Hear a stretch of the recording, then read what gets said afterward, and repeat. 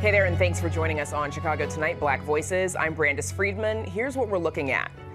It's become a hot issue in the race for president, the high cost of childcare, and what can be done about it. And we hope you have an appetite because Black Restaurant Week is in full swing in Chicago. I'm hungry. We'll explore what's on the menu. When there are spaces that are filled with love, that actively heals our community. And a vacant lot in Bronzeville transforms into a space for the neighborhood. And now to some of today's top stories. The man convicted of killing Chicago police officer Ella French in a traffic stop 3 years ago was today sentenced to life in prison. 23-year-old Imante Morgan was convicted of first-degree murder in March. His defense team had argued for a 40-year prison term. Graphic body camera footage showed French's final moments as Morgan unleashed what prosecutors described as, quote, absolute carnage after officers pulled over his car for having expired plates. French was killed and her partner, Carlos Yanez Jr., was seriously injured. Former Alderman Kerry Austin is set to stand trial in November of next year. That's nearly 4.5 years after federal prosecutors first alleged she took bribes from a developer and then lied about it. But it remains to be seen whether the 75-year-old will ever face a jury. The judge ordered the longtime city council member to undergo a physical examination after Austin's lawyers insisted she was too ill to stand trial. But prosecutors say the evidence shows Austin is alert, lucid, and responsive. Austin resigned from city council in March 2023 and did not seek re-election.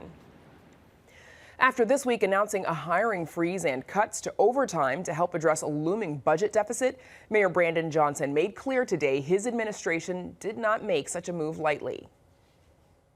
We don't want to have to cut any services. I've made that very clear. You know, I've been an organizer, I've been an elected official, and I know the damage that has been done over the course of bad decisions. But as a city, we have to be prudent and fiscally responsible in this moment. Johnson added today that police and fire departments are now exempt from the hiring freeze. The mayor made the remarks at a ceremony to celebrate the $1.25 million restoration of the Little Village Arch following its designation as an official city landmark in 2022.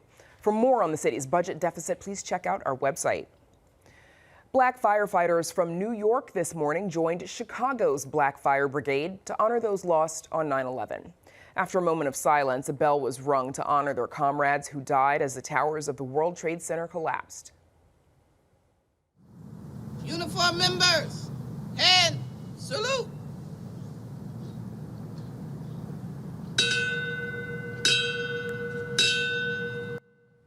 Chicago's Black Fire Brigade is dedicated to promoting the fire service, education, and safety training, and highlighting the contributions of generations of Black firefighters.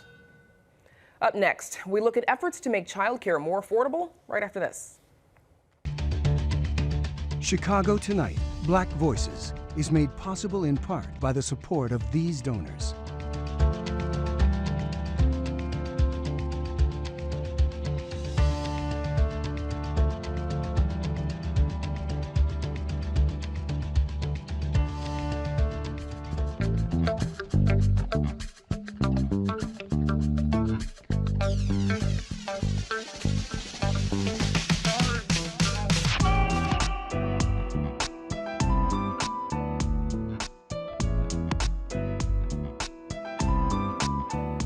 It's an issue plaguing families across the country, and the state of affordable childcare in Chicago was under the microscope at a recent City Hall committee hearing. We hear from childcare center workers and family childcare providers who can't afford to support their families, who are stressed and saddened by seeing the consequences of turnover and understaffing. Advocates in Illinois are pushing for higher wages and better benefits in an effort to retain childcare workers. It comes after a center in Bronzeville recently shut its doors, the CEO says, due to a lack of staff. Here to talk more about this growing issue are Shauna Ejay, Senior Vice President at Illinois Action for Children, Lakeisha McFadden, CEO and Executive Director of Centers for New Horizons, and Beata Scarusa, Director of Montessori Foundations of Chicago and member of the Steering Committee for Childcare Advocates United. Thanks to all three of you for joining us. Lakeisha, let's start with you. Please tell us more about the challenges at your Bronzeville Center that led to its closure. All right, so I'm the CEO and Executive Director of Centers for New Horizon. We have been around for the last 53 years. We have a child care center on 43rd and Cottage Grove, FEO Ellis. It has been a staple in the Bronzeville community since 2008. And recently, I've had to make the decision to close it due to a lack of staffing. So what led to the lack of staffing? There are a number of different issues that led to it. Over the last 2 years in particular, we've been really faced with the main challenge of all of our staff really being transferring over to CPS due to the universal implementation of preschool there. So once Preschool for All arrived, our staff that were also trained and qualified for those positions exited and pretty much went to the neighborhood schools. Okay. What did that mean for the families of students who attended the center? Oh, it was terrible. So over the last 2 years, we've consolidated classes, closing them one by one until we just really couldn't afford to operate the building in such sectors like that. So the families we've had to turn away, we've never had a problem with enrollment. Our capacity is 150 families. We've always been able to meet our enrollment numbers. The problem is simply that I don't have enough teaching staff to operate. So I've had to refer families to other places. Some families were able to find additional care and some families were not. Shauna, several people testified at the City Council committee hearing that we just played a clip of last week. What would advocates like to see the city do? I think the city needs to become serious about setting aside dollars to invest in the child care workforce. I do think that is a real important effort. I think it will set an example for the understanding that the child care workforce is the backbone of all of the workforce, right? And we know that parents can't go to work if their children aren't in, safe, accessible places. And I think we recognize that through COVID and post-COVID, that we've lost some centers and folks have really been struggling. Parents have had to make difficult decisions about their livelihood and their self-sufficiency because they haven't been able to have adequate care due to some closures of child care centers. The state has made greater investments, particularly around compensation for child care workers statewide, but in the city, because the model is slightly different, it's important that the city steps up and likewise makes additional investments. And briefly for us, clarify what that model means, because some folks think that childcare money is childcare money, but the truth is, like, funding to educate or to care for one child comes from several different streams. Absolutely, absolutely. So in the city, many programs blend and braid funding between Office of Head Start dollars, which is Head Start and Early Head Start programming, and then Illinois State Board of Education funding, Preschool for All, as well as Prevention Initiative funding.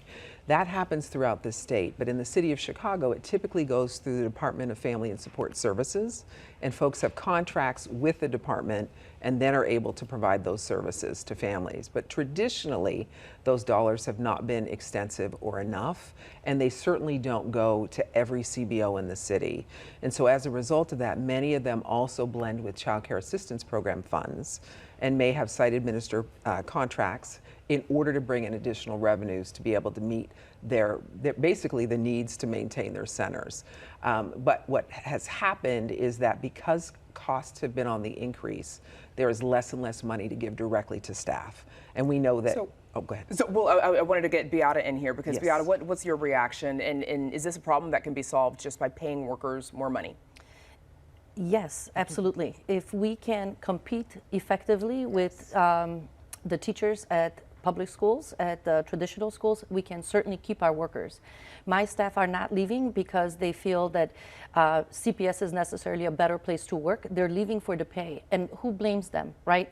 If they can make $20,000 more or $30,000 more a year and have all of summer off, of course they're going to leave. There needs to be equity. And we cannot be competing with each other. CPS can't be competing with CBOs because CBOs, community-based organizations, we're always going to lose. We're always going to be on the losing end. The city doesn't fund us enough. The state doesn't fund us enough in order for us to compete fairly. And we can't increase our tuition and put it on the backs of our parents. You know, majority of the time, the parents that are going to suffer the most are the parents that don't qualify for any programs. They don't qualify for child care assistance. They don't qualify for Head Start. They don't qualify for free. So the families that are just above the cutoff, you know, that are $42,000 and over, those are the ones that are going to be most affected.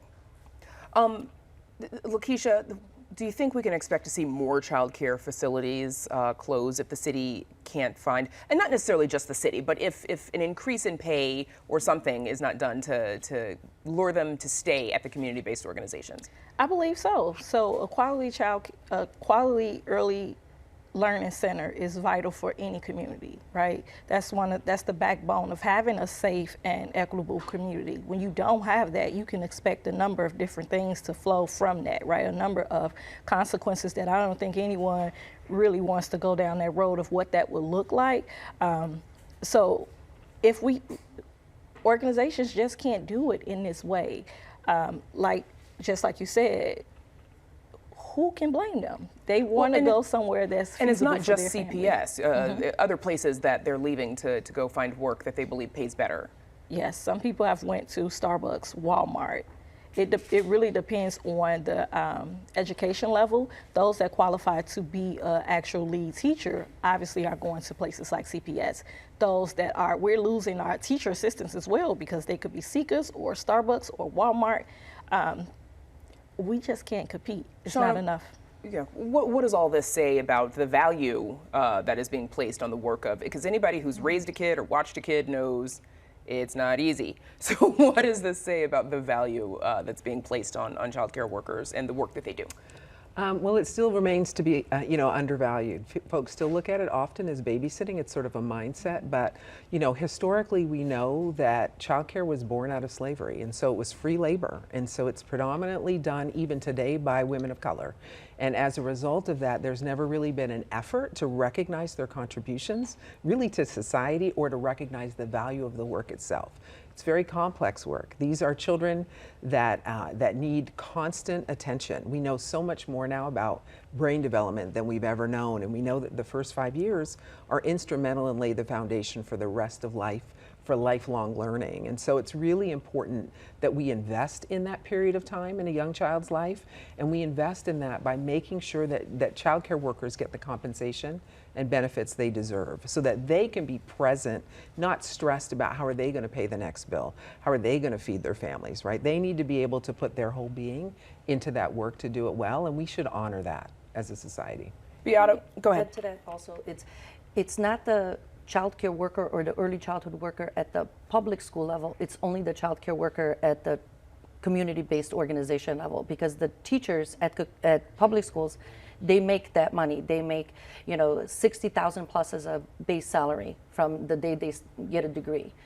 So it's the way traditionally we look at community-based organizations, that it is less than the traditional school, less than CPS, because honestly, if the city of Chicago really valued the workers, they would have equitable pay for a teacher at a CBO and a teacher at a traditional school.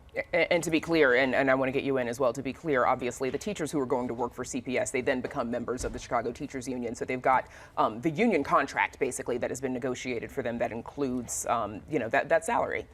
Go ahead. Yeah, sometimes it's more of an appetite for that. Right, it's more attractive, and it's disheartening to know that you have the exact same qualifications as your peer, and you can make $20,000 less. So.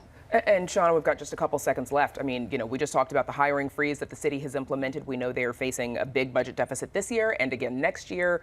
What can be done in a few seconds? Well, I think the city really needs to take a hard look on how they support all workers, and that is by providing accessible, affordable childcare for all. And the only way to do that is to figure out a way to make investments. I recognize the city has a deficit, but I do feel that this needs to be a priority, long-term. Long-term priority. What would you like to see done, Lakeisha?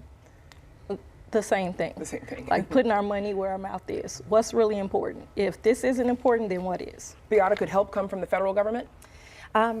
Absolutely, but they're already investing. As we mentioned before, the city of Chicago gets a block grant from the state of Illinois, but they distribute it to CPS first and look at community-based organizations second. So the way they distribute that block grant needs to be revisited to help support childcare in addition to CPS. Okay, Shauna Ajay, Lakeisha McFadden, Beata Skarusa, thanks to all three of you for joining us. We appreciate it. Good luck to you. Thank you. Up next, changing the narrative by creating a place for community.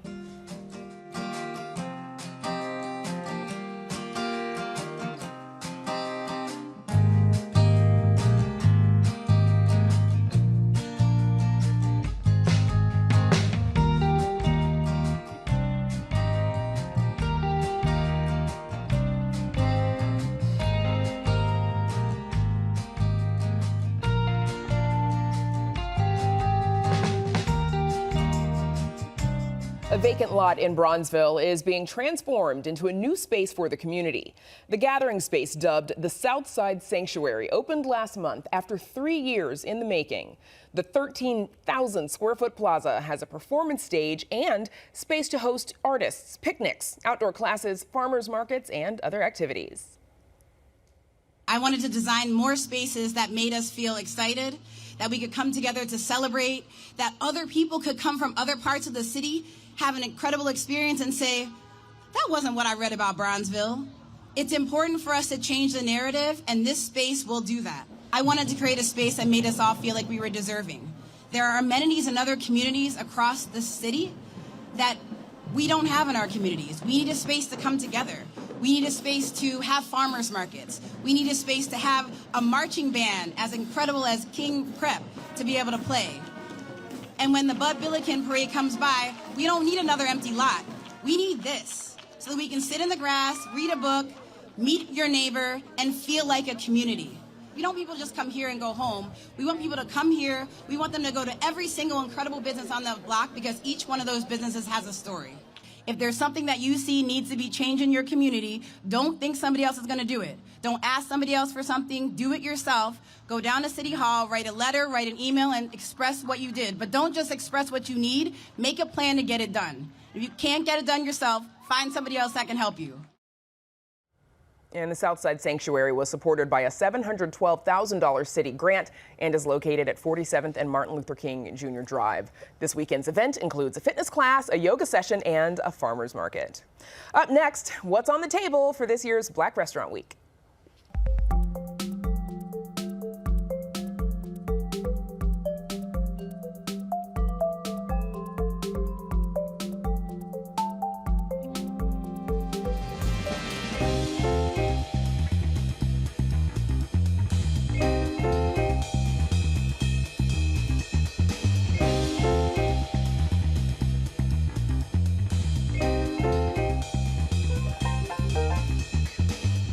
It is officially Black Restaurant Week and my favorite segment of the month. It's a little misleading, though, because it's actually 2 weeks, so there's still plenty of time to visit your favorite local spots or to explore some new ones.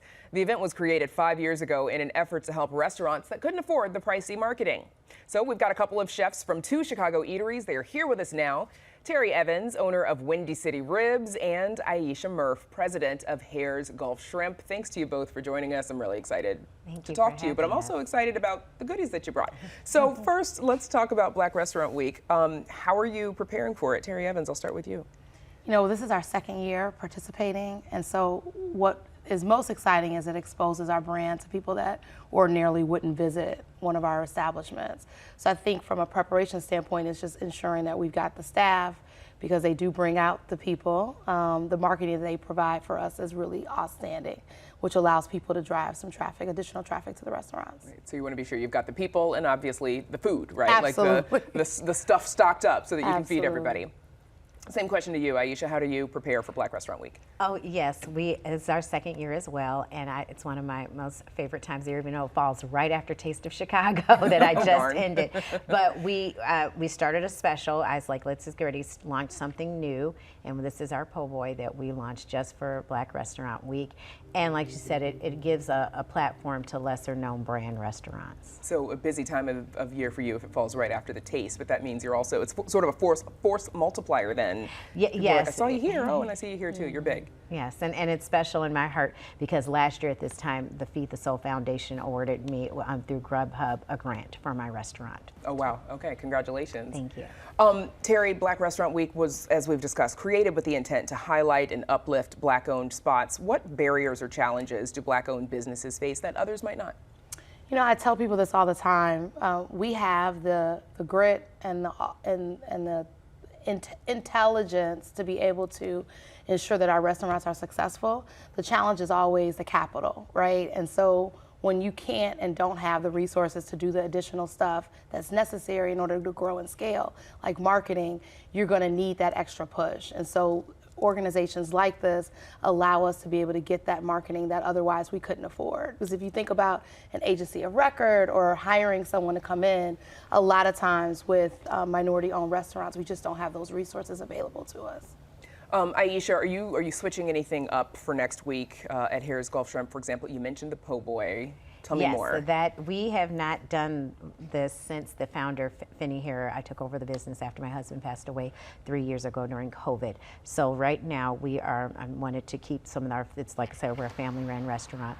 The shrimp po' boy. This is just specially launched just for Midwest Black Restaurant Week, and so just for them. And we'll see if we're going to continue it afterwards, though. Okay, we'll see how it does next week. Yes. And of course, our condolences on the loss of your husband, because Harris Gulf Shrimp, long legacy in Chicago. 20 years. 20, just a little bit, just 20 years.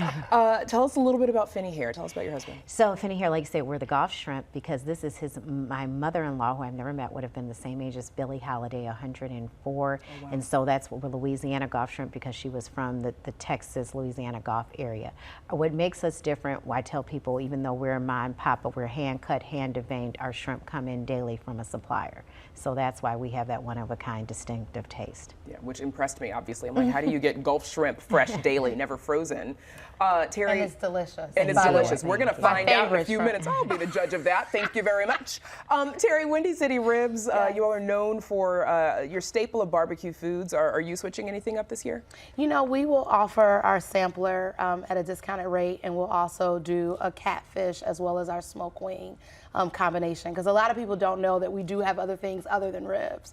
And for our non-pork eaters, they can come in and try some of our other things that are always sold out, which is our smoked wings, and our catfish do really well. So we're going to be switching it up with that this year. Got you. And so, you know, I'm sensing from both of you, obviously you've got your staples, you've got your ribs, and you've got your Gulf Shrimp, but, you know, I'm also getting sort of a soul food Southern vibe altogether anyway. Yes. I mean, similar, I think, to Aisha's story, right? My great-great-grandfather sold whiskey as a freed slave. And so I always stand on the shoulders of understanding that if he could do that as a free slave and sell whiskey to be able to create an educational opportunity for his family, I'm 3 generations later selling whiskey, starting off in the South Loop of Chicago and now doing it in Navy Pier. So I think the fact that we always kind of go back to the roots allows us to kind of continue to figure out where we want to scale and how we want to grow our businesses. Now, folks who know we're going, are you related to Near Screen? No, I wish.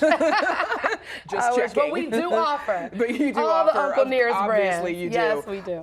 And I saw you all just moved to Navy Pier as well. Terry, how's that going? First Black-owned business to be on Navy Pier, or Black restaurant. Black female-owned restaurant on Navy Pier. Love the leadership. They've been very supportive of ensuring that I get the resources that I need in order to continue to grow. And it's just great. I mean, they see so much traffic. There's so much opportunity for residents that are in Chicago to come out to Navy Pier to experience all the things. And so when they can come and they can find a locally owned restaurant, I think it just kind of puts icing on the cake for what's already there. So I've been advised to try some food, which, you know, you don't have to tell me twice.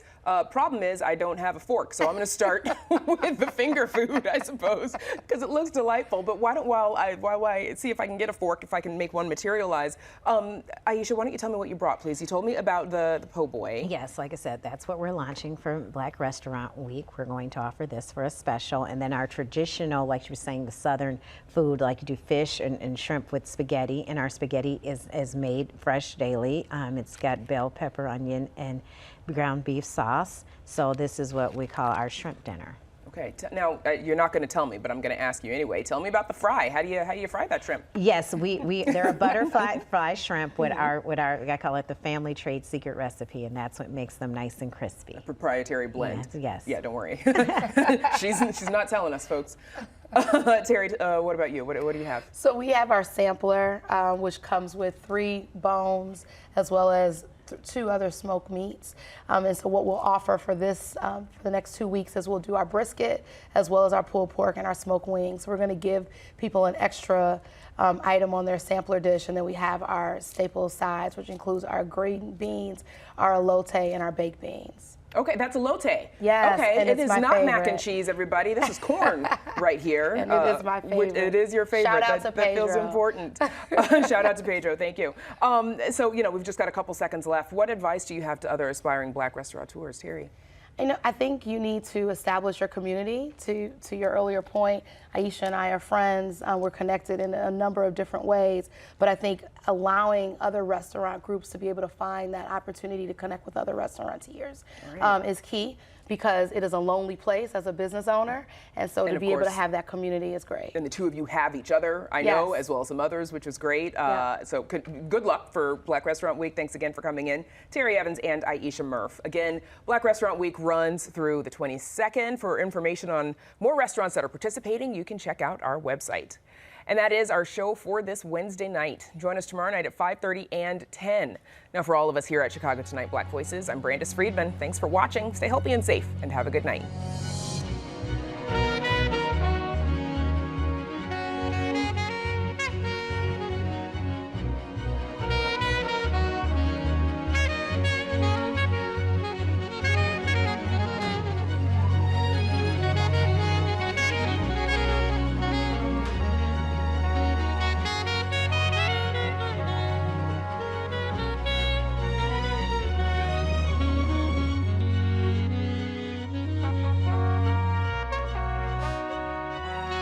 Closed captioning is made possible by Robert A. Clifford and Clifford Law Offices, a Chicago personal injury and wrongful death firm that is committed to supporting diversity, equity, and inclusion initiatives throughout the legal profession.